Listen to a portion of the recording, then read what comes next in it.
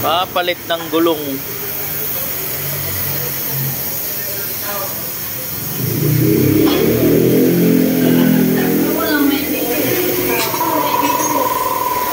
Anong size nito? 19? Ganda ng gulong, oh. Wow! Yung presyo naman ng sasakyan. Ay, ang presyo ng sasakyan 5 milyon. Ang gulong 200,000. Max at gulo. Dahil yung max pa lang ay 200 eh. Tapos ang gulong pa 100,000. 100,000, 300,000. Gulong pa lang. Gulungin lang.